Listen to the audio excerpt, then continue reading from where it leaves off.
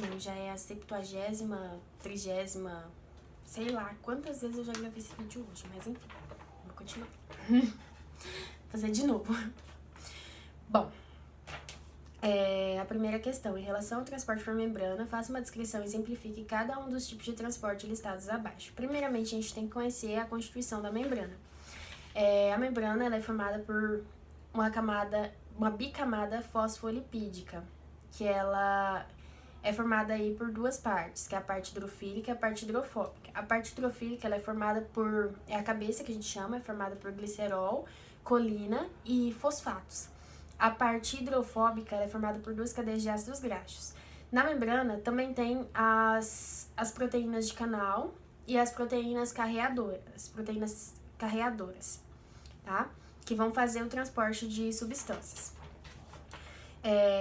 Difusão simples. A difusão simples ocorre a difusão de gases ou determinadas substâncias que têm diâmetros menores, que passam por entre os constituintes da membrana. Elas, de acordo com a polaridade, tá? De cada um. Elas vão passar por entre os constituintes da membrana.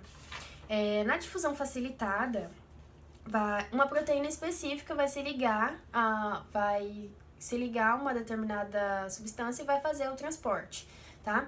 Esses dois tipos de transporte, eles são transportes passivos, ou seja, não ocorre gasto de energia e ocorre a favor do gradiente eletroquímico, tá?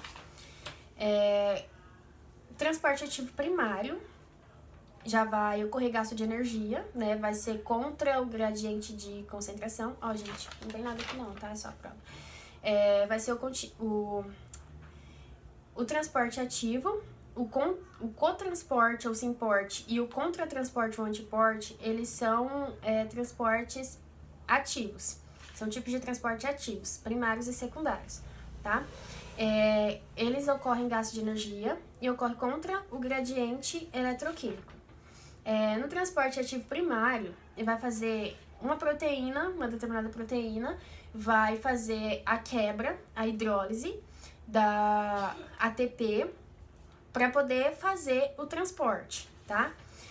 Um exemplo disso é a NAK+ATPase, é um exemplo clássico, vulgo bomba de sódio e potássio. O cotransporte ou simporte, ele ocorre da seguinte forma. Ele é baseado no transporte ativo primário. E todos os solutos eles vão ser carregados na mesma direção para dentro da membrana. O que vai acontecer? Por exemplo, o sódio e a glicose, eles têm uma proteína que tem afinidade com os dois. Se eu não me engano, é SGLT1, o nome da proteína. E ela tem afinidade com esses dois, e quando ela vai fazer o transporte do sódio para dentro da célula, por transporte ativo primário, ela carrega a glicose junto. Independente aí da quantidade de glicose que tiver dentro e fora da célula, ela carrega a glicose junto, porque ela tem que fazer o transporte do sódio, tá? O contratransporte ou antiporte, ele funciona da seguinte maneira. Um vai entrar para dentro da célula e o outro vai sair. De acordo com a concentração, com o gradiente eletroquímico, tá? Isso vai ocorrer gasto de energia para que isso aconteça, tá? Outro exemplo é a bomba de cálcio, né? Que fica relacionada às contrações musculares, tá? E um exemplo aí de contratransporte, acho que eu falei Bom, é isso daí. Em relação à ocorrência do potencial de ação, considere os passos abaixo. Pós-potencial hiperpolarizante, potencial de membrana e repouso, despolarização da membrana, repolarização do potencial de membrana. Explique a ocorrência do potencial de ação, desenho gráfico e as projeções das voltagens, né? Isso que estava escrito na questão. Eu ainda não fiz o desenho do gráfico, eu refiz a prova já, porém ainda não fiz o desenho. Então, eu vou usar o gráfico que eu desenhei na prova mesmo, para explicar para você. Eu espero que você consiga enxergar, mas você vai entender. independente se você conseguir enxergar ou não, você vai entender e vai ver aqui que tá laranjinha e tá amarelo, então dá pra explicar bem, acredito eu, né? Bom, a membrana, ela se inicia aqui no repouso, tá? Que a gente chama de... O gráfico, na verdade, se inicia aqui no repouso da membrana, que a gente chama aí de menos 70 mV. Deixa eu ver se dá pra clarear isso aqui. Pera aí, só um pouquinho. Tá. Bom, enfim, não sei se vai ficar melhor, mas enfim. Inicia aqui em menos 70 mV, tá? Que é o limiar de repouso da membrana. Ela precisa de um estímulo, tá? Para que ela atinja determinado limiar aqui, para que possa iniciar a fase ascendente. Esse estímulo aí ele precisa atingir aí por volta de menos 65 ou 55 milivolts, tá? Quando a membrana chega aí nesse limiar, ela desencadeia o processo de despolarização. E ela vai entrar na fase ascendente, porque os canais de sódio, voltagem dependente, eles vão detectar esse impulso nervoso e vão abrir os canais, vão se abrir, né?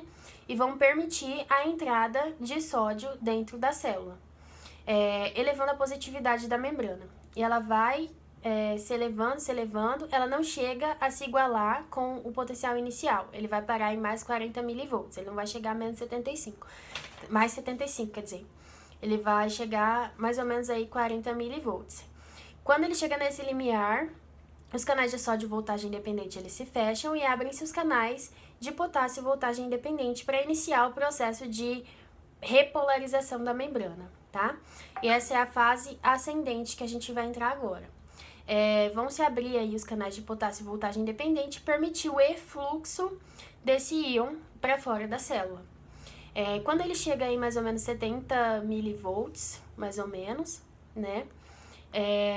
Esses canais de sódio, esses canais de potássio, eles vão estar se fechando muito lentamente. E o que vai acontecer? Ele vai ultrapassar o limiar inicial, tá? Isso é o processo, é a parte do processo que a gente chama de hiperpolarização. Então, ele vai ali até mais ou menos 80, 95 milivolts, tá? Menos 80, menos 80 e 95 milivolts. Ele vai diminuir ainda mais, a negatividade da membrana, tá? E depois a sódio-potássio ATPase, ela vai participar da manutenção, vai promover aí fazer com que a célula volte ao seu limiar de repouso, tá? Normalmente. Isso é o gráfico. Eu acho que não tem muito mais o que falar. Não lembrei agora. Influxo. Bom, enfim, eu acho que é isso daí. Vou passar pro próximo. A ouiubaína, o veneno se liga seletivamente a NAK mais ATPase. A tetrodotoxina, eu não vou ler toda a questão, tá? Porque eu já li isso daqui umas 10 vezes, essa é a 20ª vez que eu tô fazendo esse vídeo. A tetrodotoxina se liga aos canais de N de sódio, né? De sódio. E a dendrotoxina se liga aos canais de potássio. Explique como cada uma dessas toxinas pode interferir no processo de desencadeamento. Ah, faltou uma. Peraí. Em relação aos tipos de transporte de membrana, quais as estruturas que participam do processo de desencadeamento do potencial de ação e da manutenção do potencial de membrana em repouso? Bom, as que participam do processo de desencadeamento são os canais iônicos voltagem independente, tá? E os que participam da manutenção é a NAK mais ATPase, que promove essa essa polarização e despolarização da membrana, esse processo todo. Voltando lá na ouiubaína, ou ouabaína, nunca falo certo. Explique como cada uma dessas toxinas pode interferir no processo de desencadeamento do potencial de ação e quais poderiam ser as consequências causadas por elas. Bom, a ouabaína, ela vai inibir a NAK mais ATPase, a bomba de sódio e potássio. Se ela inibe a bomba de sódio e potássio, logo a célula vai procurar a sua homeostase. Então, a tendência é que elas se igualem, tá? é que a concentração dentro e fora da célula se iguale. A tetrodotoxina, ela vai inibir a abertura dos canais de sódio, voltagem independente, isso. Se ela inibe os canais de sódio voltagem independente, então não vai ocorrer a fase ascendente, consequentemente, o resto do processo, tá? Então, ele vai impedir a propagação do impulso nervoso. Os canais de dendrotoxina inibe os canais de potássio voltagem independente. Bom, se ela vai inibir os canais de potássio voltagem independente, a membrana vai ficar permanentemente despolarizada, tá? Eu acredito que seja isso. Acho que não tem mais nada pra falar. Graças